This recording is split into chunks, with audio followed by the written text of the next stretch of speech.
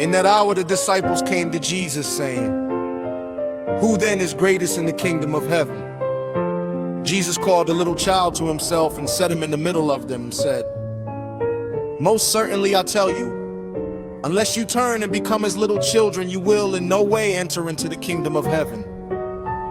Whoever therefore humbles himself as this little child is the greatest in the kingdom of heaven.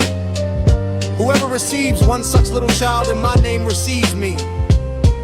But whoever causes one of these little ones who believe in me to stumble, it would be better for him that a huge millstone should be hung around his neck and that he should be sunk in the depths of the sea. Woe to the world because of occasions of stumbling, for it must be that the occasions come, but woe to that person through whom the occasion comes.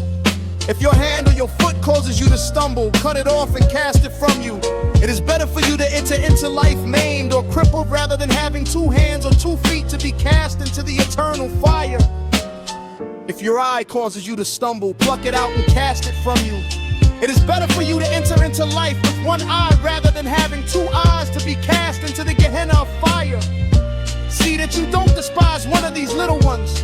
For I tell you that in heaven their angels always see the face of my Father who is in heaven. For the Son of Man came to save that which was lost." What do you think? If a man has 100 sheep and one of them goes astray, doesn't he leave the 99, go to the mountains and seek that which has gone astray? If he finds it, most certainly I tell you, he rejoices over it more than over the 99 which have not gone astray. Even so, it is not the will of your Father who is in heaven that one of these little ones should perish. If your brother sins against you, go show him his fault between you and him alone. If he listens to you, you have gained back your brother. But if he doesn't listen, take 1 or 2 more with you, that at the mouth of 2 or 3 witnesses every word may be established. If he refuses to listen to them, tell it to the assembly. If he refuses to hear the assembly also, let him be to you as a Gentile or a tax collector. Most certainly I tell you, whatever things you bind on earth will have been bound in heaven, and whatever things you release on earth will have been released in heaven. Again, assuredly I tell you, that if 2 of you will agree on earth concerning anything that they will ask, it will be done for them by my Father who is in heaven. For where 2 or 3 are gathered together in my name, there I am in the middle of them. Then Peter came and said to him, "Lord, how often shall my brother sin against me and I forgive him? Until 7 times? Jesus said to him, "I don't tell you until 7 times, but until 70 times 7. Therefore the kingdom of heaven is like a certain king who wanted to settle accounts with his servants.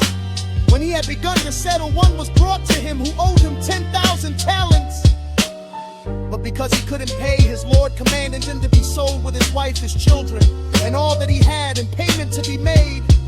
The servant therefore fell down and knelt before him, saying, 'Lord, have patience with me, and I will repay you all.' The Lord of that servant, being moved with compassion, released him and forgave him the debt. But that servant went out and found one of his fellow servants who owed him 100 denarii. He grabbed him and took him by the throat, saying, 'Pay me what you owe.' So his fellow servant fell down at his feet and begged him, saying, 'Have patience with me, and I will repay you.' He would not, but went and cast him into prison until he should pay back that which was due. So when his fellow servants saw what was done, they were exceedingly sorry and came and told their Lord all that was done. Then his Lord called him in and said to him, 'You wicked servant, I forgave you all that debt because you begged me. Shouldn't you also have had mercy on your fellow servant, even as I had mercy on you?' His Lord was angry and delivered him to the tormentors until he should pay all that was due to him. So my heavenly Father will also do you, if you don't each forgive your brother from your hearts."